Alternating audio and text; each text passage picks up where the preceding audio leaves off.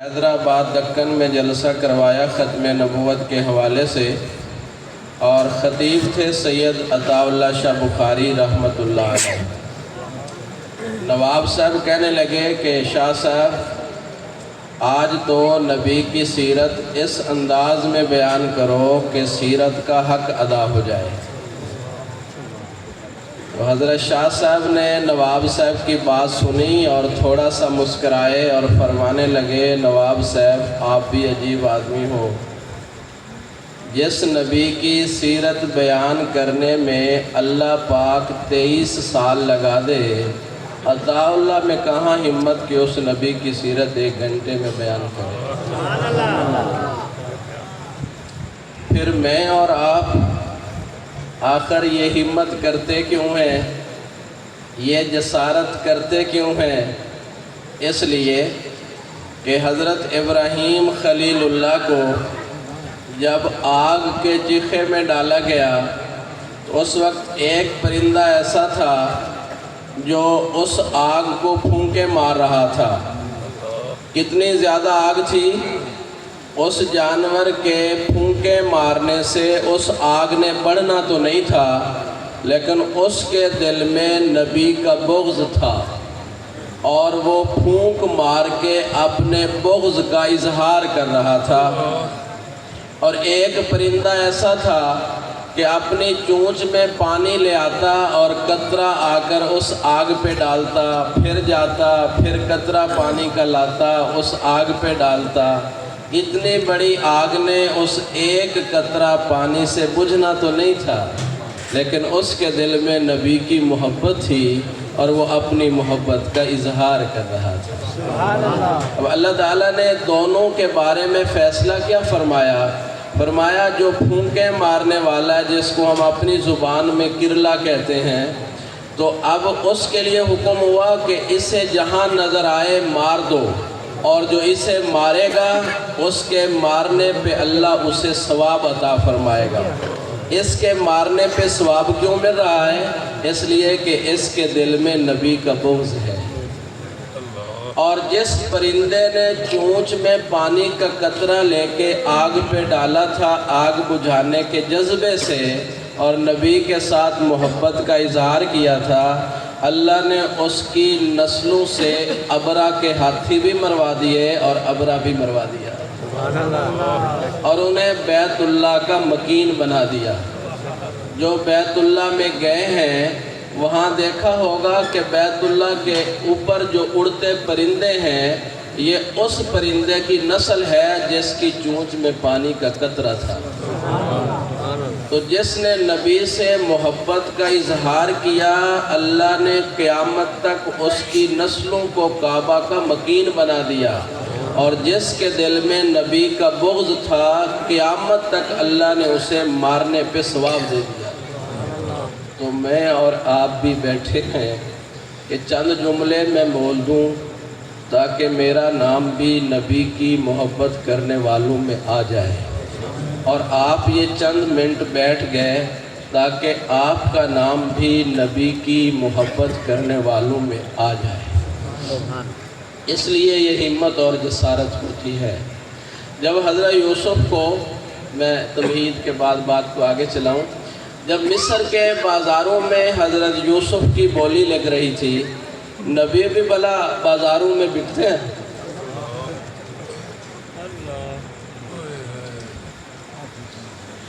حضرت یوسف علیہ السلام کو بیچا جا رہا تھا۔ خریداروں میں ایک عورت ایسی بھی آئی تھی جس کے ہاتھ میں سود کی اٹی تھی۔ لوگوں نے کہا کملی ہو گئی، دیوانی ہو گئی، یوسف کو تو عزیز مصر نہ خرید سکا، یوسف کو تو زلیخا نہ خرید سکی، تو یوسف کو تیری اٹی سے کون دے گا؟ تو وہ کہنے لگی جب گھر سے چلی تھی مجھے پتا تھا کہ میری اٹی سے یوسف نہیں ملے گا، لیکن اس جذبے سے آئی ہوں کہ قیامت والے دن جب یوسف کے خریداروں کی لسٹ لگے گی تو میرا بھی نام آ جائے گا۔ میں بھی پیغمبر کی سیرت کو بیان نہیں کر سکتا، نہ میرے میں علم ہے، نہ صلاحیت ہے، نہ ہمت ہے، نہ اس درجے کی کیفیت ہے، لیکن یہ چند جملے بول رہا ہوں تاکہ پیغمبر عربی کے ثنا خوانوں کی لسٹ لگے تو نام میرا بھی آ جائے، اور آپ بھی یہ چند جملے اس نیت اور جذبے سے سنیں کہ نبی کے چاہنے والوں کا جب شمار ہو تو ہمارا بھی شمار ہو جائے۔ اللہ تعالیٰ نے مجھے اور آپ کو جو نبی عطا فرمایا ہے، یہ نبی ہر اعتبار سے کامل، مکمل، اکمل، اعلیٰ، افضل، اجمل، اشرف ہے۔ اس میں کسی قسم کا کوئی نقص نہیں ہے، کوئی عیب نہیں ہے، کوئی کمی نہیں ہے، کوئی کوتاہی نہیں ہے۔ اور دنیا میں ایسا شخص اگر کوئی آیا ہے کہ جس میں ہمیشہ عروج ہی عروج آیا ہو، زوال نہ آیا ہو، تو وہ فقط آقا نامدار صلی اللہ علیہ وسلم کی ذات ہے، کہ جسے اللہ نے عروج ہی عروج عطا فرمایا ہے، آپ پر کوئی زوال نہیں آیا۔ یہی وجہ ہے کہ حضرت عائشہ صدیقہ رضی اللہ تعالی عنہا نے ایک دن آسمان کے سورج کو مخاطب کر کے یہ بات ارشاد فرمائی، حدیث کی کتابوں میں موجود ہے، لَنَا الشَّمْسُ وَلِلْآفَاقِ الشَّمْسُ، کہ آئے آسمان کے سورج ایک تو ہے اور ایک سورج میرا ہے، تو دن کو طلوع ہوتا ہے اور وہ رات کو طلوع ہوتا ہے، تجھے ایک وقت کے بعد زوال آتا ہے اور میرے سورج کو زوال نہیں ہے۔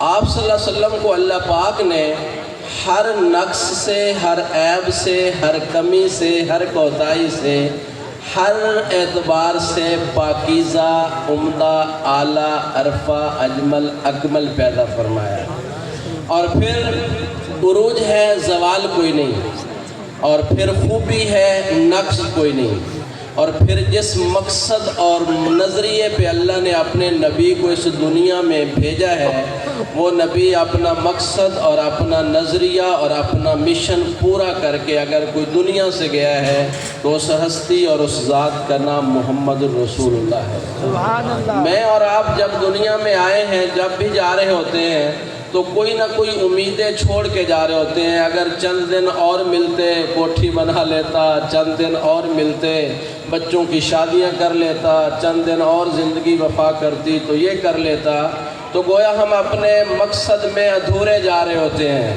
اور اپنی خواہشات کی تکمیل کے بغیر جا رہے ہوتے ہیں۔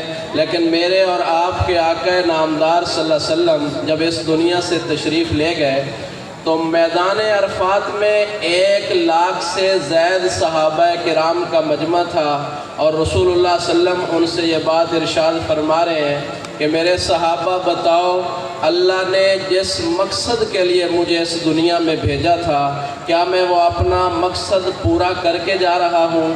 تو صحابہ کی زبان پہ یہ جملہ تھا، ادیت الامانۃ ونصح الامۃ، اے اللہ کے نبی، جس مقصد کے لیے آپ آئے تھے آپ اس مقصد کی تکمیل کر کے جا رہے ہیں۔ تو پیغمبر عربی نے اپنی انگلی آسمان کی طرف اٹھائی اور یہ جملے ارشاد فرمائے، اللہم اشہد، اللہم اشہد، اے اللہ گواہ ہو جانا، میں جس مقصد کے لیے آیا تھا میں اس مقصد کی تکمیل کر کے جا رہا ہوں۔ تو اللہ پاک نے آپ کو ہر اعتبار سے باکمال بھی بنایا، اور آپ جس مقصد کے لیے آئے تھے وہ مقصد میں آپ کامل ہو کے دنیا سے جا رہے تھے، اور آپ کے لیے عروج تھا، زوال نہیں تھا۔ کیسے؟ اس بات کو سمجھیں۔ بس یہ دو جو میں نے آیتیں پڑھی ہیں، انہی 2 آیتوں کی ہی تھوڑی سی تشریح کرنی ہے اور بات مکمل ہو جائے گی انشاءاللہ۔ کیسے عروج ہے؟ زوال کوئی نہیں۔ وَلَلْآخِرَةُ خَيْرٌ لَكَ مِنَ الْأُولَى، یہ قرآن کہہ رہا ہے کہ اے میرے محبوب، تمہاری زندگی کا ہر آنے والا لمحہ، آپ کی زندگی کا ہر آنے والا وقت وہ گزرے ہوئے وقت سے بہتر ہوگا، اور یہ فقط نشانی ہے عروج کی کہ پچھلے وقت سے اگلا وقت بہتر ہو۔ اس سے اگلا بہتر ہو، اس سے اگلا بہتر ہو، اس سے اگلا بہتر ہو، تو یہ عروج ہی عروج ہے، اس میں زوال کوئی نہیں۔ وَلَلْآخِرَةُ خَيْرٌ لَكَ مِنَ الْأُولَىٰ، یہ میرے نبی کے عروج کی دلیل ہے جو قرآن نے بیان کی کہ اے میرے محبوب، جب آپ باپ کے پشت میں تھے تو اس سے آپ کا ماں کے رحم میں آنا افضل، اور جب آپ ماں کے رحم میں تھے اس سے دنیا میں آنا بہتر، اور دنیا میں آنے سے پھر آپ کا بچپن بہتر، اور آپ کے بچپن سے پھر آپ کا لڑکپن بہتر، آپ کے لڑکپن سے آپ کی جوانی بہتر، آپ کی جوانی سے آپ کا بڑھاپا بہتر، پھر آپ کے بڑھاپے سے آپ کی موت بہتر، اور آپ کی موت سے آپ کی قبر کی زندگی بہتر، اور آپ کی زندگی قبر والی سے آپ کا حشر میں آنا بہتر، اور آپ کا حشر کے بعد جنت الفردوس میں جانا بہتر۔ سبحان اللہ۔ وَلَلْآخِرَةُ خَيْرٌ لَكَ مِنَ الْأُولَىٰ، محبوب تیرا ہر لمحہ اور ہر لحظہ جو آئے گا وہ گزرے ہوئے سے بہتر ہوگا۔ آپ میں عروج ہے تو یہ عروج ہی رہے گا، اس میں زوال نہیں آئے گا۔ کیسے بہتر؟ کہ جس جگہ پہ آپ زندگی گزار رہے ہیں، جیسے جیسے آپ کو شباب آتا گیا عزت میں بڑھوتری ہوتی گئی، پھر آپ کا بڑھاپا آیا احترام و عزت میں بڑھوتری ہوتی گئی، پھر جب آپ کی موت کا وقت آیا تو اللہ تبارک و تعالیٰ نے آپ کے لیے جنت کو مزین کر دیا، پھر آپ اپنے قبر اطہر میں جو آرام فرما ہے تو وہاں کیا افضلیت اور شان ہے۔ علامہ سخاوی رحمۃ اللہ علیہ نے یہ بات لکھی ہے کہ هذه البقعۃ المبارکہ افضل من کل شیء، کہ جس جگہ میرے اور آپ کے محبوب آرام فرما رہے ہیں، جو حجرہ عائشہ ہے اور جو گنبد خضرہ ہے، جو روضہ اقدس ہے، جو میرے محبوب کی قبر مبارک ہے، یہ ٹکڑا مبارکہ اللہ کے ہاں ہر چیز سے افضل ہے، اس وجہ سے کہ یہاں نبی آرام فرما رہا ہے، حتیٰ کہ یہ اللہ کے عرش سے بھی اعلیٰ ہے، اللہ کی کرسی اور لوح و قلم سے بھی اعلیٰ ہے، اور یہ جنت سے بھی اعلیٰ ہے۔ سبحان اللہ۔ پھر جب آپ اپنی قبر مبارک سے اٹھیں گے تو اللہ کے دربار میں آئیں گے، تو اللہ کے دربار میں آنا آپ کی اس قبر کی زندگی سے بھی بہتر و افضل ہوگا۔ کیسے؟ کہ اللہ پاک میرے اور آپ کے نبی کو جنت میں جو اس مقام پہ کھڑا کریں گے، اس مقام کا نام مقام محمود ہے۔ یہ مقام محمود پہ جب نبی جلوہ افروز ہوں گے تو کیفیت امام غزالی رحمۃ اللہ علیہ نے یہ نقل فرمائی ہے کہ جب اللہ کے نبی مقام محمود پہ کھڑے ہوں گے تو جہنم میں ابال آئے گا، جہنم میں ابال آئے گا تو جہنم سے انگارے اٹھیں گے، اور یہ انگارے آسمان پہ پہنچیں گے۔ اب جو انگارے آسمان پہ پہنچیں گے تو گرنے کا وقت ہوگا تو انسانیت کانپ رہی ہوگی، ہر انسان پہ خوف کا عالم ہوگا، حتیٰ کہ نبی اکٹھے ہو کر آخری نبی حضرت محمد عربی صلی اللہ علیہ وسلم کی خدمت میں آئیں گے کہ آپ اللہ کے آخری اور لاڈلے نبی ہیں، انسانیت پہ ایک پریشانی کا عالم ہے، آپ اللہ سے سفارش کریں کہ اللہ کا غصہ اور اللہ کا غضب اللہ کی رحمت میں بدل جائے، تو آقا نامدار سلم نبیوں کی اس سفارش کے بعد مقام محمود سے نیچے اتریں گے اور اپنا سر سجدے میں رکھ کے اللہ کے سامنے رونا شروع کر دیں گے۔ بخاری شریف میں امام بخاری نے اس حدیث کو نقل فرمایا ہے باب الشفاعت کے اندر، حدیث شفاعت کے نام سے۔ تو جب میرے اور آپ کے آقا سر سجدے میں رکھ کے رو رہے ہوں گے تو اللہ کو رحم آ جائے گا، اللہ کو ترس آئے گا اپنے محبوب پر۔ کیوں؟ اس سے اگلی آیت سنیے، اس وجہ کر کے کہ اللہ نے وعدہ فرمایا تھا وَلَسَوْفَ يُعْطِيكَ رَبُّكَ فَتَرْضَىٰ، کہ میرے محبوب میں تجھے اتنا دوں گا کہ تو خوش ہو جائے گا، جب تک تو خوش نہیں ہوگا میری عطا جاری رہے گی۔ تو آج اللہ نے خوش کرنا ہے، میرے اور آپ کے نبی نے خوش ہونا ہے، تو جس نے خوش ہونا ہو اس کو رونا کیوں؟ لیکن نبی رو اس لیے رہا ہوگا کہ میرے رب کو مجھ پہ ترس آئے اور پھر میں جو مانگوں وہ مجھے دیتا جائے۔ جب نبی سر سجدے میں رکھ کے رو رہے ہوں گے، اللہ کی طرف سے اعلان ہوگا، ارفع راسک سل تو تک اشفا تشفا، میرے محبوب آپ سر سجدے سے اٹھائیے، آپ مانگنا شروع کیجئے، آپ مانگتے جائیں گے سل تو تک، میں اللہ آپ کو دیتا جاؤں گا، اشفا تشفا، آپ سفارش کرتے جائیں گے، میں اللہ آپ کی سفارش کو قبول کرتا جاؤں گا۔ نبیوں نے سفارش کی اللہ کے نبی آخری کے سامنے، اور یہ آخری نبی سر سجدے میں رکھ کے رو کے مانگ رہے اللہ سے، اور اللہ کی طرف سے یہ رحم ہوا اور یہ اعلان ہوا کہ نبی سر سجدے سے اٹھا کے مانگے اور میں رب آپ کو دیتا ہوں۔ کیوں؟ کہ میرا تیرے ساتھ وعدہ ہے، وَلَا سَوْفَ يُعْطِيكَ رَبُّكَ فَتَرْضَىٰ، کہ میں تجھے اتنا دوں گا کہ تو کہہ دے گا کہ میں رب خوش ہو گیا ہوں۔ اب اللہ کے نبی جب سر سجدے سے اٹھائیں گے تو اللہ سے کیا عرض کریں گے؟ اللہ سے عرض کریں گے کہ اللہ میں آپ سے ابھی کچھ نہیں مانگتا، ابھی آپ انسانیت کا حساب کتاب شروع کریں۔ اللہ کی طرف سے اعلان ہوگا، وقت میں تو کچھ گنجائش ہے، اللہ تعالیٰ کی طرف سے اعلان ہوگا کہ اے میرے لاڈلے نبی پیش کرو، کس کو پیش کرتے ہو میں رب حساب لوں۔ تو آقا نامدار صلی اللہ علیہ وسلم حضرت سیدنا ابو بکر صدیق کا ہاتھ پکڑیں گے اور اللہ کے دربار میں پیش کریں گے۔ حضرت سیدنا ابو بکر صدیق کی آنکھوں سے آنسو بہ رہے ہوں گے، عرض کریں گے یا رسول اللہ میں تو عمر کے آخری حصے میں مسلمان ہوا تھا، زندگی کمیوں کوتاہیوں میں گزری، میں اس قابل نہیں کہ اللہ کے دربار میں پیش ہو سکوں، آپ میرے بجائے کسی اور کو پیش کیجئے۔ لیکن اللہ کے نبی اصرار فرمائیں گے اور ابو بکر پیغمبر کی بات مانیں گے اور اللہ کے دربار میں پیش ہو جائیں گے۔ اللہ رب العزت فرمائیں گے تو میرے نبی کا وہ صحابی ہے جس نے زندگی میں اپنے محبوب سے حساب نہیں کیا تھا، اور میں اللہ بھی آج آپ سے حساب نہیں کرتا۔ تو وہی ابو بکر ہے جب نبی میرا دنیا سے رخصت ہو رہا تھا تو اس کی زبان پہ یہ جملے تھے کہ اللہ میں نے ہر ایک کے احسانات کا بدلہ دے دیا ہے، ایک ابو بکر کے احسان رہتے ہیں، ان احسانوں کا بدلہ تو دینا میرے پاس نہیں ہے۔ جب تو نے زندگی میں میرے محبوب سے حساب نہیں کیا تو آج میں اللہ بھی تیرے ساتھ حساب نہیں کرتا، تو بغیر حساب کتاب جنت میں داخل ہو جا۔ اللہ پھر اعلان فرمائیں گے کہ میرے محبوب اور پیش کرو، تو حضرت عمر کا ہاتھ پکڑ کے اللہ کے دربار میں پیش کیا جائے گا۔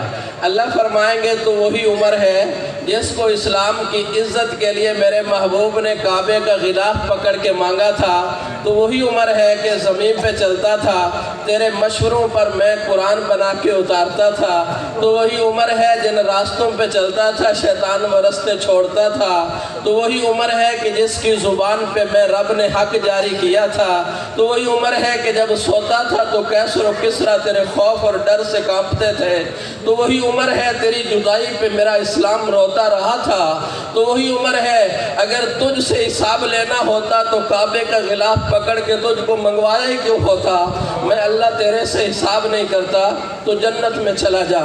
تو عمر بھی جنت میں چلے جائیں گے۔ اللہ فرمائیں گے محبوب کسی اور کو پیش کرو، تو حضرت عثمان کو پیش کیا جائے گا۔ حضرت عثمان کو جب اللہ کے دربار میں پیش کیا جائے گا تو اللہ فرمائیں گے عثمان تو وہی ہے جس کے لیے میرے نبی نے دعا کی تھی، یا رحمان ساحل الحساب علی عثمان۔ اس دعا کے مانگنے کا پس منظر کیا تھا؟ عید کا دن ہے، پیغمبر عربی صلی اللہ علیہ وسلم نماز عید پڑھانے کے لیے جا رہے ہیں۔ حضرت عائشہ نے عرض کی کہ آقا آج عید کا دن ہے، محلے کی بیوہ عورتیں بھی آئیں گی، یتیم بچے بھی آئیں گے، ضرورت مند اور غریب بھی آئیں گے آپ کے گھر میں، تو آپ کچھ پیسے دے جائیں، چیز پکا کے رکھ لیں تاکہ آنے والوں کا اکرام و خدمت ہو جائے۔ تو پیغمبر کی زبان پہ یہ جملہ تھا کہ عائشہ تجھے دینے کے لیے میری جیب میں کچھ نہیں۔ اللہ کے نبی نماز عید پڑھانے تشریف لے گئے۔ جب آپ واپس تشریف لائے تو دیکھا کہ گھر میں دسترخوان لگا ہوا ہے اور بہت سارے ضرورت مند لوگ، بچے اور عورتیں آ کے دسترخوان پہ کھانا کھا رہے ہیں۔ تو رسول اللہ صلی اللہ علیہ وسلم نے جب یہ منظر دیکھا تو فرمایا عائشہ یہ کھانا کہاں سے آیا؟ تو عائشہ عرض کرنے لگی کہ آقا آپ کا جو یار عثمان ہے، جب آپ عید پڑھانے گئے تو اس نے آپ کے ہر گھر میں، آپ کی ہر بیوی کے پاس ایک اونٹ ساز و سامان کا لاد کے بھیجا ہے اور آپ کے ہر گھر میں دسترخوان لگا ہوا ہے۔ اللہ کے نبی صلی اللہ علیہ وسلم نے حضرت عثمان کی یہ سخاوت اور یہ دل دیکھا تو خوش ہو گئے، اور خوش ہو کے آپ نے یہ دعا دی، یا رحمان ساحل الحساب علی العثمان، اے میرے رحمان میرے اس یار پہ قیامت کے دن حساب کو آسان کر دینا۔ اللہ فرمانے لگے عثمان تیرے لیے تو نبی نے یہ دعا مانگی تھی، آج میں تیرے سے حساب کیسے لوں اور کیسے سخت حساب کروں جب میں نے تجھے بھی بخش دیا۔ اللہ کے نبی سے پھر سوال ہوگا کہ آقا کسی اور کو پیش کرو، تو آقا نامدار صلی اللہ علیہ وسلم حضرت علی المرتضیٰ کو پیش کریں گے۔ اب علی المرتضیٰ کی شان و منقبت آپ خوب جانتے ہیں کہ یہ حضور کے چچا زاد بھی ہیں، حضور کے داماد بھی ہیں۔ حضور نے فرمایا انت ولی فی الدنیا والآخرہ، علی تو میرا دنیا میں دوست ہے، آخرت میں دوست ہے، علی تو میرا بھائی ہے۔ آپ نے فرمایا علی تو میری امت کا سب سے بڑا قاضی ہے، اے علی تو میری امت کا سب سے بڑا شجاع ہے، اے علی تیرا گھر جنت میں میرے گھر کے سامنے ہوگا۔ اب پیغمبر نے اپنی بیٹی کا رشتہ دیا، حسن و حسین کے ابا بنے، حضرت فاطمہ کے شوہر بنے، پیغمبر کے پڑوسی بنے، امت کے قاضی اور شجاع بنے۔ اب یہ صلاحیتیں اور یہ کمالات تو اللہ نے حضرت علی کو دیے تھے۔ جب اللہ کے دربار میں پیش کیا جائے گا تو اللہ فرمائیں گے جس نبی نے تیرے پر اتنا اعتماد کیا میں اللہ بے اعتمادی کیوں کروں، یا میں نے تجھے بغیر حساب کتاب کے جنت میں داخل کروا دیا۔ اب یہ پیغمبر کے ان 4 یاروں کا جو حساب اللہ کے سامنے آئے گا تو لکھا ہے کہ اللہ کا غضب اللہ کی رحمت میں بدل جائے گا۔ انسانیت پر جو خوف کا عالم ہوگا وہ ختم ہو جائے، اور اللہ کا وہ معاملہ وَلَسَوْفَ يُؤْتِيكَ رَبُّكَ فَتَرْضَىٰ کہ میں محبوب تجھے اتنا دوں گا کہ تو خوش ہو جائے گا، اس کا اب عملی نمونہ پیش ہو رہا ہوگا۔ اب آقا نامدار صلی اللہ علیہ وسلم کی خدمت میں صحابہ نے عرض کی کہ یا رسول اللہ آپ کو اتنا دے گا کہ آپ خوش ہو جائیں گے۔ یہ میں جملہ جو بول رہا ہوں یہ اتنا بڑا جملہ ہے کہ آدمی کا دل خدا کی رحمت کو دیکھ کے اور اپنے محبوب نبی کی وفا کو دیکھ کے باغ باغ ہو جاتا ہے۔ صحابہ نے پوچھا کہ اللہ کے نبی آپ اللہ سے راضی کب ہوں گے؟ تو نبی نے عرض کی صحابہ سے فرمایا کہ اے میرے صحابہ میں اس وقت تک اللہ سے راضی نہیں ہوں گا جب تک میرا آخری امتی جنت میں نہ چلے۔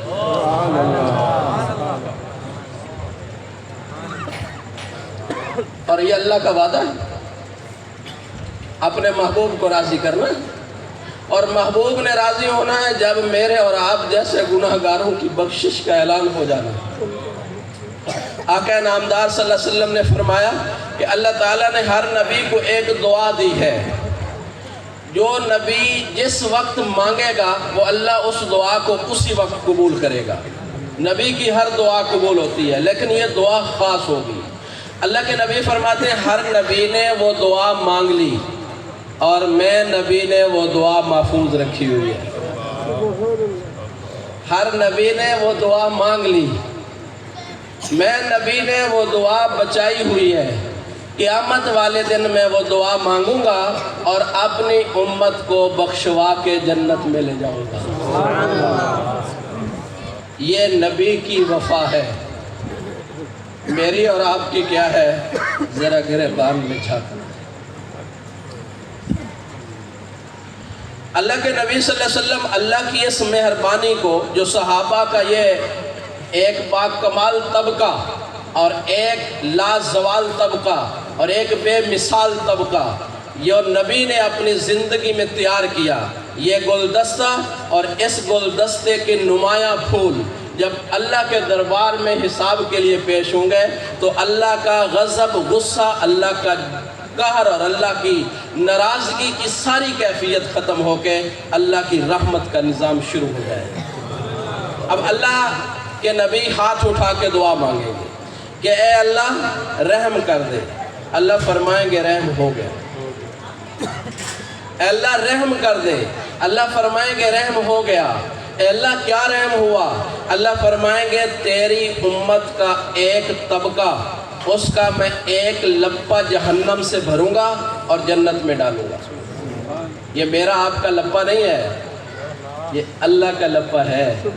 اور بخاری شریف میں حدیث ہے کہ یہ پوری کائنات اللہ کی ایک انگلی پہ آ سکتی ہے۔ یہ اللہ کا رحم ہے اور یہ وہ عملی نمونہ ہے۔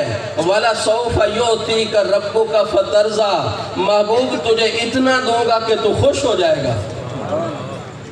اللہ سے دعا کریں گے اللہ رحم کر دے۔ اللہ فرمائیں گے رحم ہو گیا۔ اللہ کیا رحم ہوا؟ آپ کی امت کا ایک لپا جہنم سے اٹھا کے جنت میں ڈالوں گا۔ حضرت ابوبکر صدیق قریب ہوں گے، عرض کریں گے اے نبی اللہ تھوڑا سا اور مانگ لیں، اللہ رحم میں ہے۔ عمر کہیں گے بس کریں بس۔ ابوبکر کہیں گے عمر اگر نبی کے مانگنے سے انسانیت کا فائدہ ہوتا ہے تو تجھے کیا نقصان، مانگنے دے۔ اللہ کے نبی پھر کہیں گے اے اللہ رحم کر دے۔ اللہ فرمائیں گے رحم ہو گیا۔ 2 لپے۔ ابوبکر عرض کریں گے یا رسول اللہ تھوڑا سا اور مانگے۔ تو اللہ کے نبی تیسری دفعہ مانگے، اللہ کا پھر رحم ہوگا۔ اللہ فرمائیں گے 3 لپے جہنم سے اٹھا کے تیری امت کے جنت میں ڈالوں گا۔ یہ اللہ کا وہ نظام غضب رحمت میں بدلا ہوگا، اور اللہ کا وہ غصہ اور اللہ کا وہ جلال اور اللہ کا وہ جباریت اور قہاریت کا سسٹم وہ اللہ کی رحمت میں تبدیل ہو چکا ہوگا، اور پھر یہ اس کی تجلیات ہوں گی اور یہ اللہ کے انوارات کی بارش برس رہی ہوگی اور یہ اللہ کا وعدہ پورا ہو رہا ہوگا۔ وَلَسَوْفَ يُعْطِيكَ رَبُّكَ فَتَرْضَىٰ۔ اب یہاں تک بات نہیں ختم ہوتی، لکھا ہے کہ اللہ تعالیٰ 2 بندوں کے بارے میں اعلان فرمائیں گے، ان دونوں کو جہنم میں ڈال دو۔ اب یہ دونوں اللہ کا یہ فیصلہ سنیں گے، ان میں سے ایک جہنم کی طرف بھاگ پڑے گا اور ایک جہنم کی طرف جاتے ہوئے مڑ مڑ کے پیچھے دیکھے گا۔ اللہ تعالیٰ دونوں کو بلوائیں گے اور اللہ فرمائیں گے جو جہنم کی طرف بھاگے جا رہا تھا کہ تجھے جہنم سے پیار ہو گیا تھا، وہ عرض کرے گا میرے کریم اللہ میں اس لیے بھاگا جا رہا تھا کہ میں نے ساری زندگی تیرا ایک حکم بھی نہیں مانا تھا، میں نے زندگی ساری تیری نافرمانیوں میں گزاری تھی اور تیرا ایک حکم بھی میں نے نہیں مانا تھا، تو آج میں جہنم میں جانے کے لیے تیرا حکم مان کے جا رہا تھا کہ زندگی میں تو تیری مانی کوئی نہیں، چلو آخری تیرا حکم ہی مانوں اور تیرا حکم مان کے جہنم میں چلا جاؤں۔ دوسرے سے اللہ پوچھیں گے کہ تجھے کیا ہوا؟ وہ عرض کرے گا اللہ ساری زندگی تو تیرا رحم و کرم رہا، غلطیوں کے باوجود تیری عطا رہی، نہ رزق کی تنگی آئی، نہ حالات آئے، نہ پریشانیاں آئیں، نہ مصائب سے گزرا، تیرا لطف و کرم رہا کہ تیری نافرمانیاں کرتا تھا تو پھر بھی کرم کرتا تھا، تو اتنا رحیم و کریم اللہ، تو میں جاتے جاتے مڑ کے دیکھتا ہوں کہ میرے رب کو کس وقت رحم آئے اور وہ مجھے بلا لے۔ اللہ فرمائیں گے تم دونوں کو میری ذات سے جو تعلق ہے، آج میرا غضب اور غصہ رحمت میں بدلا ہے، جو میں نے تم دونوں کی بخشش کر دی۔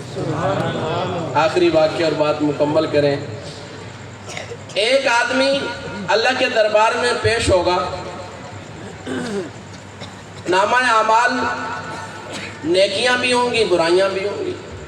حساب ہوگا تو برائیاں بڑھ جائیں گی اور ایک نیکی کم ہو جائے گی. اللہ فرمائیں گے نیکی تلاش کر کے آ ورنہ عذاب ہوگا. اب یہ ایک نیکی کی تلاش میں نکلے گا، سب سے پہلے بھائی کے پاس جائے گا. قرآن اس کو بیان کرتا ہے. بھائی نیکی دینے سے جواب دے دے گا. ماں کے پاس جائے گا، دوستوں کے پاس جائے گا، بیوی کے پاس جائے گا. یوم یفر المرء من اخیہ و امہ و ابیہ و صاحبتہ و بنیہ.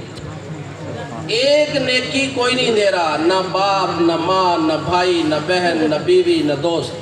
ایک نیکی نہیں مل رہی. جب ہر طرف سے لاجواب ہو کے واپس آئے گا تو بیٹھ کے روئے گا. لکھا محدثین نے اتنا روئے گا کہ دھاڑے مار کے رو رہا ہوگا. اتنے میں ایک آدمی قریب سے گزرے گا، پوچھے گا کیوں رو رہا ہے؟ کہ ایک نیکی کی ضرورت ہے وہ مل نہیں رہی. وہ کہے گا یہ میرے پاس ایک ہے، لے لے. میرے پاس ہے ہی ایک. تیرا کام ہوتا ہے تو میں تیرے پہ ترس کھاتا ہوں، تیرے ساتھ ہمدردی کرتا ہوں، یہ ایک نیکی تو لے لے. اللہ اسے ایک نیکی دینے والے کو بلائیں گے، تیرے میں زیادہ رحم ہے یا میرے میں؟ تو زیادہ ہمدرد ہے انسانیت کا یا میں؟ یہ میری صفت ہے، یہ میری شان ہے.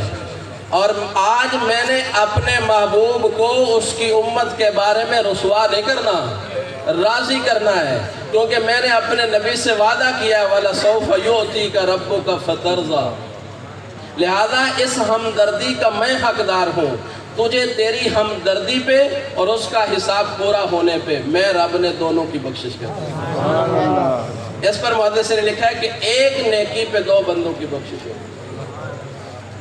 یہ اللہ کی مہربانی ہوگی، یہ اللہ کی عطا ہوگی. تو دو آیتیں میں نے پڑھی تھیں، وَلَلْآخِرَةُ خَيْرٌ لَكَ مِنَ الْأُولَىٰ وَلَسَوْفَ يُؤْتِيكَ رَبُّكَ فَتَرْضَىٰ. تو آج اللہ اپنے نبی کو اس شان کے ساتھ دے رہا ہوگا کہ نبی خوش ہو رہا ہوگا اور امت کی بخشش کا اعلان ہو رہا ہوگا. جس طرح اس نبی نے میرے اور آپ کے ساتھ وفا کی، وفا کرتے رہے اور قیامت کے دن کے اندر بھی وفا کریں گے. مجھے اور آپ کو بھی اس نبی سے وفا کرنی ہے. اللہ مجھے اور آپ کو اپنے نبی کا با وفا امتی بنائے اور ہم سب کو نبی مکرم صلی اللہ علیہ وسلم کی سچی محبت، عقیدت، اطاعت نصیب فرمائے اور روز معاشر پیغمبر کی شفاعت سے جنت میں اعلیٰ مقام نصیب فرمائے. وآخر دعوانا ان الحمد للہ.